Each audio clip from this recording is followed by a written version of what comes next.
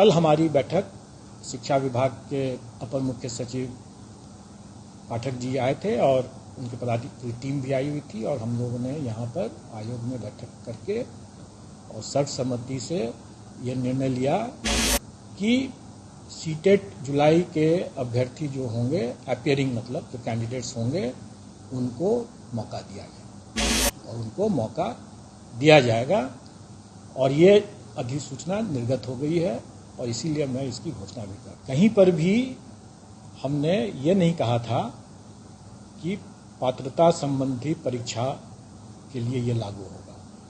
मैंने ये कहा था अर्हता संबंधी परीक्षा के लिए, और ये कुछ सोच समझ करके ही कहा गया था।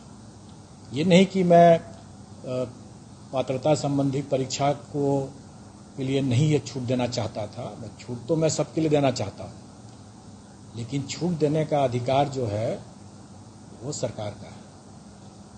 बिना सरकार की अनुमति के उसकी कोई घोषणा नहीं की जा सकती है और इसीलिए मैंने अर्हता संबंधी कोई परीक्षा के लिए ये घोषणा किया था। कुछ नासमझ लोग अपनी नासमझी में या अति उत्साह में आकर के इसको ये लोग पात्रता संबंधी परीक्षा पर भी मान बैठे।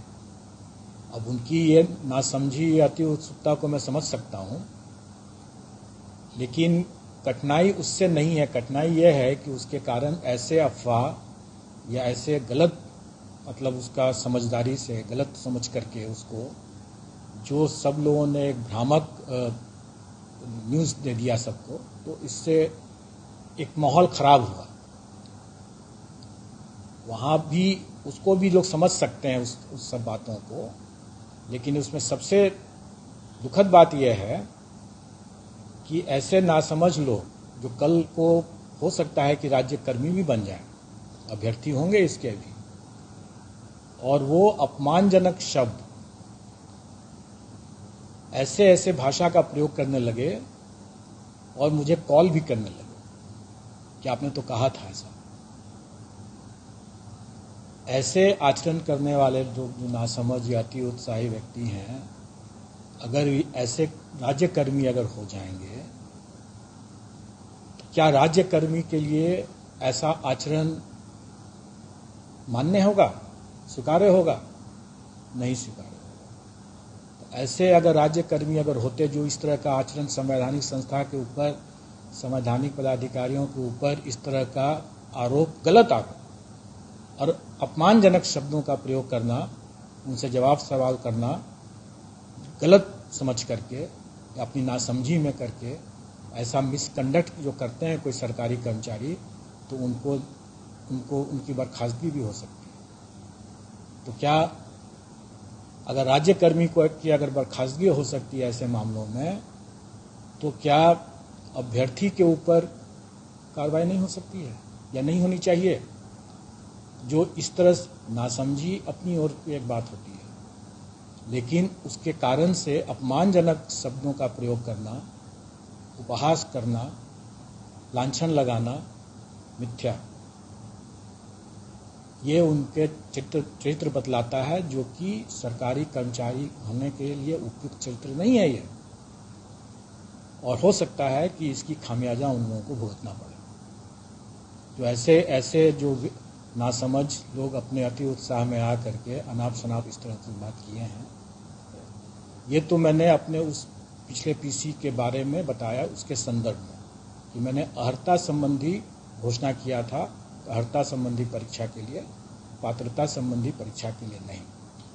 लेकिन इसका यह मतलब नहीं है कि मैं पात्रता संबंधी परीक्षा के अभ्यर्थियों को मौका नहीं देना चाहता था। मौका जरूर देना चाहता था, लेकिन उसका निर्णय राज्य सरकार को ही करना था, और जब तक राज्य सरकार उसकी घोषणा नहीं कर देती है, तब तक उसको ऐसा मौका मेरे स्तर से देना संभव नहीं है। मैं चाह करके भी वैसा मौका नहीं दे सकता। कल हमारी बैठक शिक्षा विभाग के अपर मुख्य सचिव पाठक जी आए थे और उनके पदाधिकारी टीम भी आई हुई थी, और हम लोगों ने यहाँ पर आयोग में बैठक करके और सर्वसम्मति से ये निर्णय लिया कि सीटेट जुलाई के अभ्यर्थी जो होंगे, अपियरिंग मतलब जो कैंडिडेट्स होंगे, उनको मौका दिया जाएगा और उनको मौका दिया जाएगा। और ये अधिसूचना निर्गत हो गई है और इसीलिए मैं इसकी घोषणा भी कर रहा हूँ।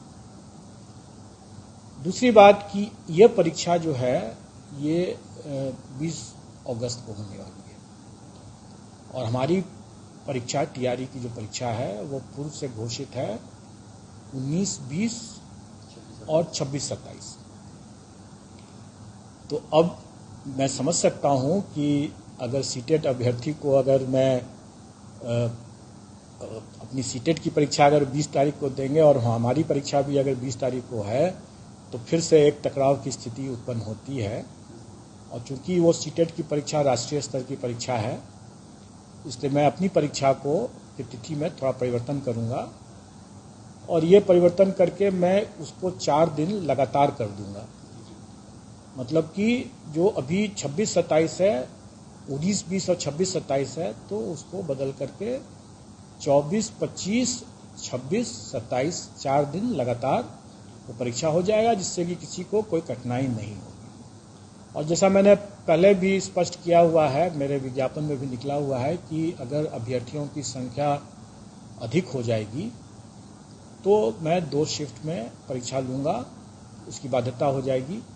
और वैसी स्थिति में हमारा प्रयास रहेगा कि इन्हीं 4 तिथियों में, मतलब 24, 25, 26, 27, इन्हीं 4 तिथियों में मैं प्रथम शिफ्ट एंड सेकंड शिफ्ट में करके, मैं प्रथम पाली और द्वितीय पाली करके दोनों शिफ्ट की परीक्षा इन्हीं 4 दिनों में कर लूँगा। अगर अभ्यर्थियों की संख्या जो एक सर्टेन सीमा जो हमारी कैपेसिटी है, आवासन की जो क्षमता है, उसके से ज़्यादा अगर होगा तो मैं ऐसा कर लूँगा। इसके अतिरिक्त और भी लोगों की जो थी मांग थी अभ्यर्थियों की, उसके उन पर भी कुछ बिंदुओं पर हुआ है, जिसमें सबसे महत्वपूर्ण एक बिंदु यह है कि इंटीग्रेटेड बीएड के अभ्यर्थी जो होंगे, बीएड के अभ्यर्थियों के लिए तो हम लोगों ने पहले भी वो दे रखा था। इंटीग्रेटेड बीएड में चूंकि बीएड के साथ साथ उनका ग्रेजुएशन की डिग्री भी दोनों एक साथ मिलेगा, और पूर्व में ग्रेजुएशन की डिग्री पर शिक्षा विभाग की तरफ से उसकी कोई मतलब क्लैरिटी नहीं आया था, इसलिए वो मामला रुका हुआ था। अब उसका भी क्लैरिटी आ गया है और इंटीग्रेटेड बीएड वालों को भी मौका दिया जाएगा, मतलब जो अपीयरिंग कैंडिडेट है इंटीग्रेटेड बीएड के, उनको भी मौका दिया जाएगा। अब ये जो बातें हैं कि जो शिक्षा विभाग ने जो निकाला है अधिसूचना कि उसका परीक्षा फल आयोग के द्वारा निर्धारित तिथि के पूर्व में होना चाहिए, ये पहले भी था और अभी भी है और सभी मामलों में है। लेकिन इसका यह मतलब नहीं है कि आयोग के द्वारा निर्धारित तिथि 31 अगस्त परीक्षा फल के लिए नहीं है।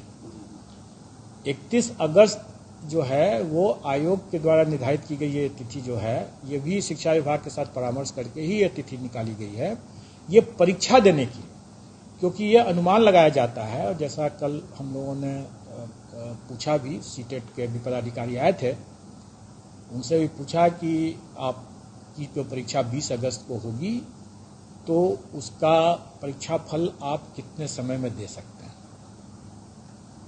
तो उन्होंने बताया, अपना एक समय बताया, तो हमने देखा है कि हमारा भी परीक्षा फल जो है वो उसी के आसपास या उसके बाद ही आएगा, उसके पहले नहीं आएगा। इसलिए हम लोग 31 अगस्त का जो डेट रखे हुए हैं वो परीक्षा में अपीयर होने का डेट है। तो सीटेट के परीक्षार्थी जो 20 अगस्त को जो परीक्षा देंगे वो आराम से दे सकते हैं, और टीआरई की परीक्षा भी वो 24, 25, 26, 27 को दे सकते हैं।